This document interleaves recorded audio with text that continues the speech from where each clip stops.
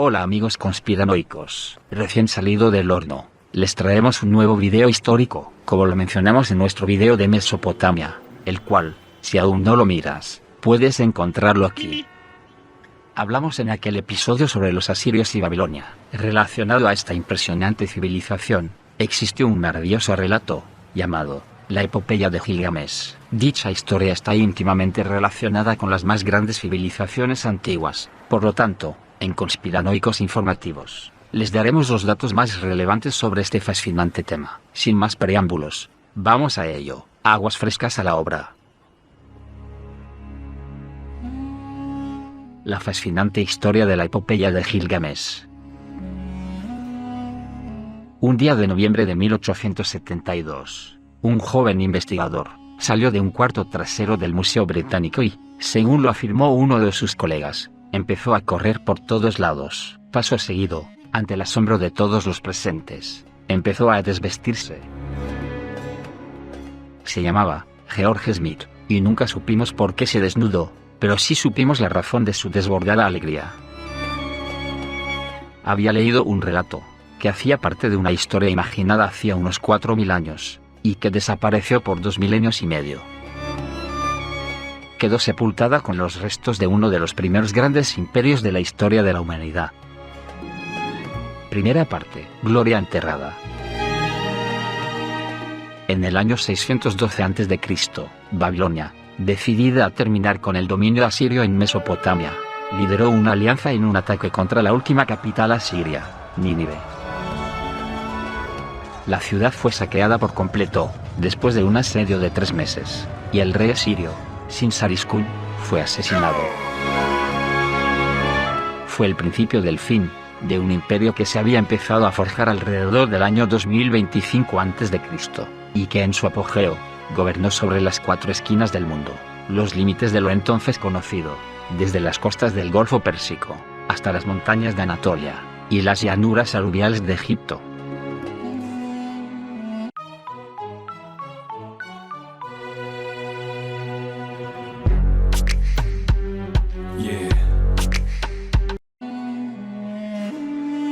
Durante un período de unos 300 años, más o menos entre el año 900 y 600 a.C., fue la civilización más avanzada que se había visto jamás. Los asirios fueron los primeros en desarrollar armas y elementos de protección de hierro, un avance tecnológico que les dio una gran ventaja, así como la creación de una unidad de ingeniería separada, que instalaba escaleras y rampas, llenaba fosos, y cavaba túneles, para ayudar a los soldados a entrar en las ciudades amuralladas.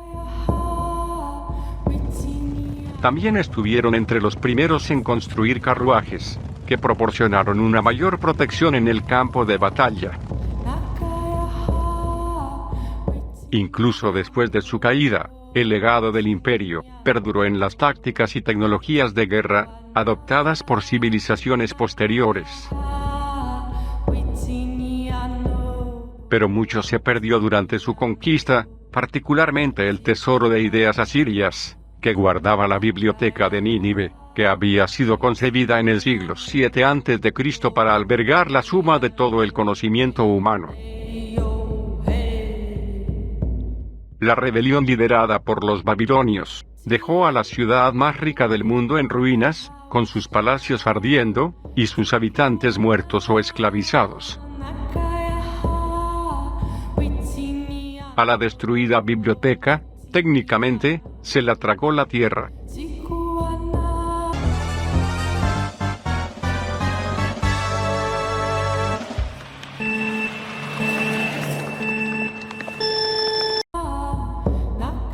$2.465 años después, una noche de diciembre de 1853, en lo que hoy es Irak, un equipo de excavadores, dirigido por Hormuzd-Rassam, el primer arqueólogo nacido y criado en Medio Oriente, encontró el palacio del rey asirio, Asurbanipal, quien reinó del año 668 al año 627 a.C.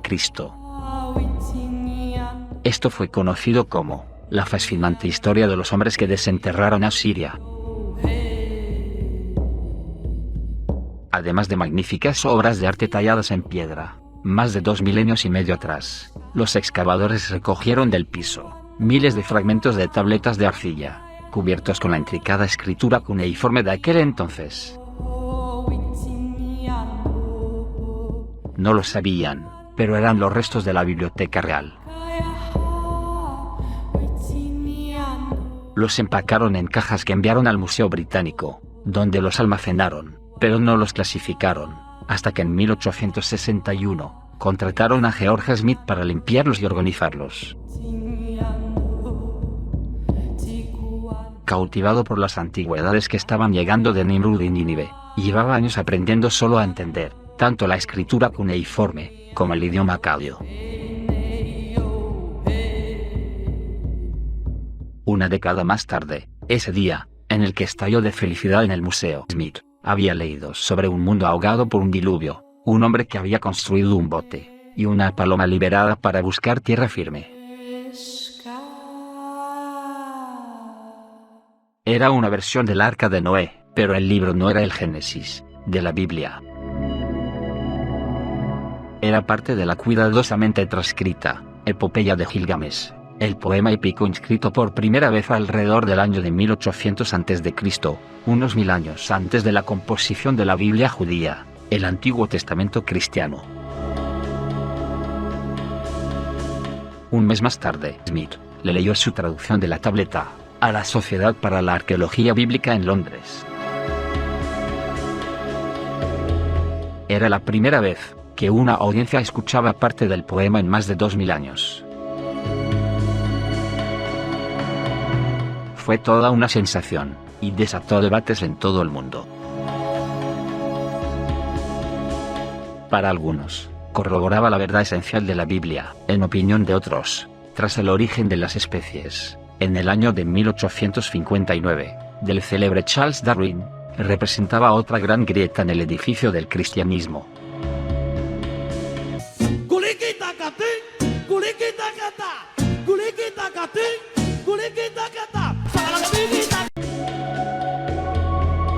La que se llegó a conocer como la tableta del diluvio, o la tablilla onceava, fue la primera de muchas más que, desde entonces, han ido apareciendo, algunas incluso más antiguas.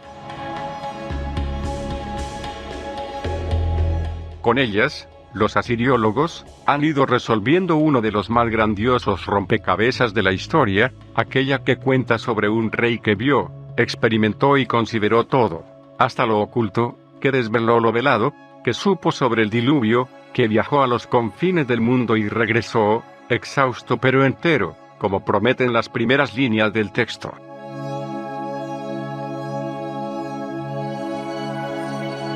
Aunque aún hay brechas, se piensa que ya tenemos 2/3 partes del relato. ¿Y qué relato?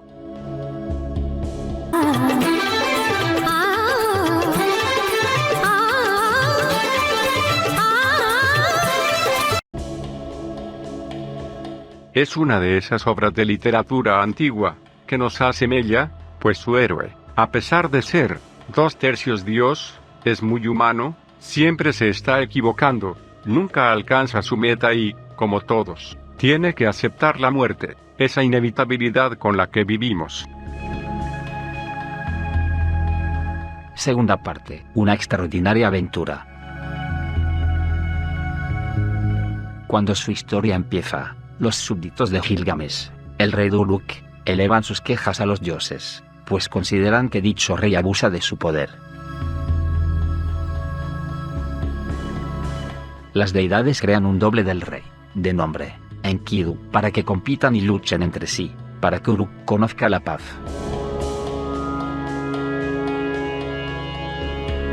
Pero antes de que Enkidu pueda retar a Gilgamesh, tiene que ser humanizado por Samat, una prostituta sagrada, quien lo seduce y pasa con él 6 días y 7 noches, tras los cuales deja de ser el salvaje que era, y tiene sabiduría y más amplia comprensión.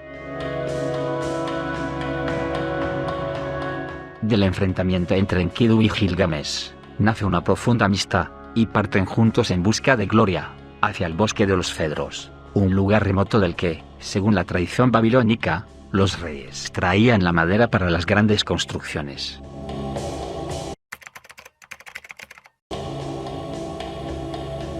Pero, según una tablilla encontrada a finales del siglo XX, el bosque de los cedros de este poema es distinto al concepto que se tenía de él en la antigüedad.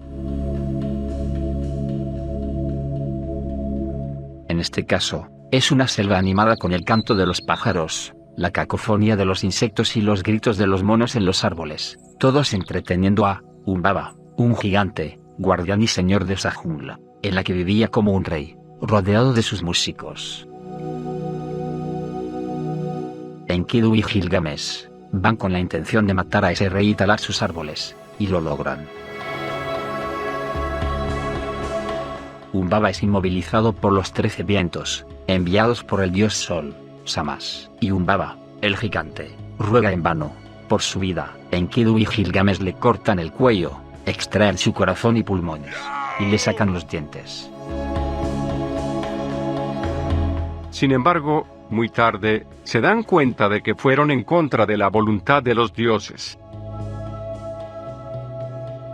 Enkidu mira el sangriento resultado, y le dice a Gilgamesh: hemos devastado esta tierra, ¿qué le diremos a los dioses cuando regresemos?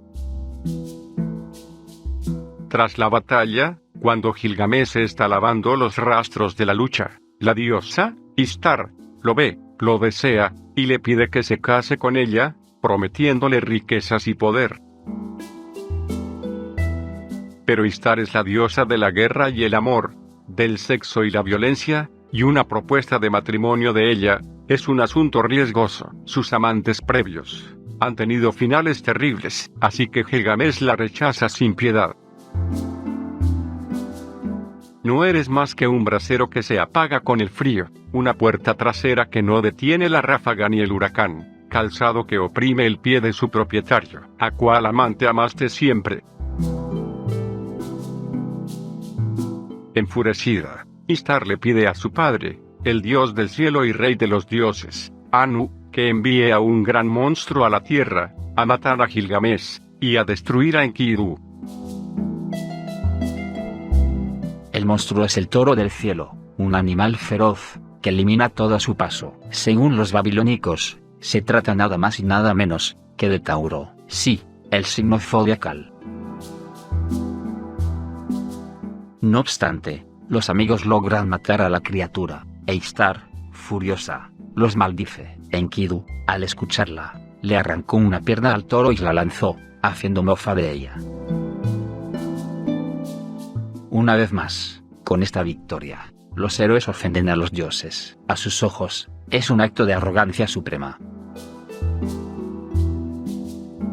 Porque al toro del cielo mataron, y a Humbaba mataron, por consiguiente, dijo Anu, uno de ellos, aquel que taló los montes del cedro, debe morir. Y así fue. Enkidu pereció. Devastado por la muerte de Enkidu, Gilgamesh se sumió en un dolor sin límites, no permitió que lo enterrasen, y dijo así: Enkidu no será enterrado, hasta que un gusano caiga de su nariz.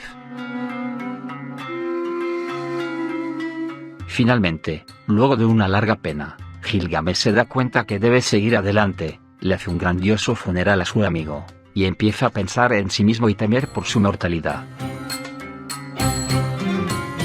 El espanto ha entrado en mi vientre, temeroso de la muerte, recorro sin tino el llano. Es por eso que se embarca en un vasto viaje, siguiendo el sendero del sol y sobre las aguas de la muerte, en busca del hombre que sobrevivió el diluvio, y descubrió el secreto de la inmortalidad. El nombre de este ser era Utnapishtim.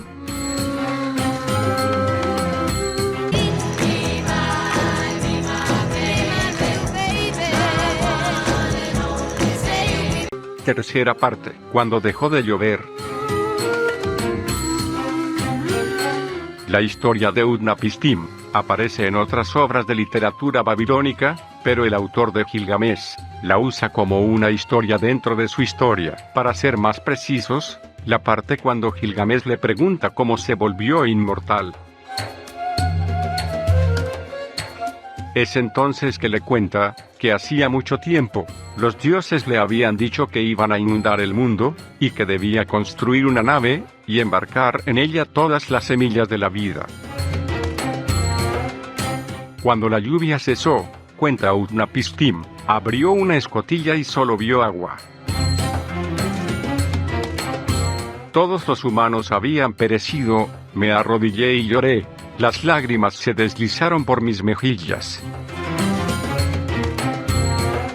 Tras enviar una paloma y una golondrina, que regresaron al no encontrar dónde posarse, soltó un cuervo, y al ver que no regresaba, dejó salir a todos del barco, e hizo una ofrenda a los dioses. Al llegar el dios Enlil, el señor de los cielos y la tierra, desde un lugar sin nombre, los otros dioses le reclamaron haber causado el diluvio, y antes de partir nuevamente, y tras reflexionar, Enlil volvió a Utnapishtim y a su esposa inmortales.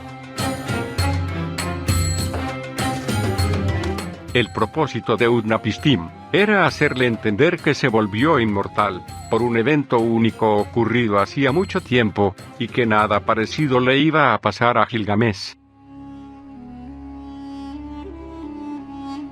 ¿Quién por ti convocará a los dioses a la asamblea, para que encuentres la vida que buscas? No había ningún secreto, ni nada más que pudiera decirle. Gilgamesh realizó entonces un último intento para obtener la inmortalidad. Según se enteró, en el fondo del mar, yacía una planta que Utnapishtim le había revelado, le devolvería su juventud. Luego de muchas pericias para obtenerla, se disponía a comerla, pero antes de que pudiera aprovecharla, una serpiente se la comió y se fue, dejando atrás su vieja piel. Desilusionado, y consciente al fin de los límites de sus propias capacidades, Gilgamesh regresó a Uruk, reconciliado con su suerte, pero mucho más sabio y prudente. Su lucha heroica contra la muerte, primero en pos del reconocimiento inmortal a través de obras gloriosas, y luego en busca de la vida eterna, lo llevó a enfrentar el inevitable fracaso, y a comprender que la única inmortalidad a la que puede aspirar, es la que da el dejar algún logro duradero. Su viaje termina donde empezó, y es el principio de la epopeya la que nos cuenta el final. En palabras del prólogo, llegó de un camino lejano, estaba cansado, encontró la paz. Finalmente sereno, acepta que si bien los individuos son mortales, la humanidad es eterna, y ve la ciudad como una expresión de la humanidad, y las generaciones futuras, sus notables obras de construcción, serían las que le garantizarían que su fama sobreviviera a su muerte.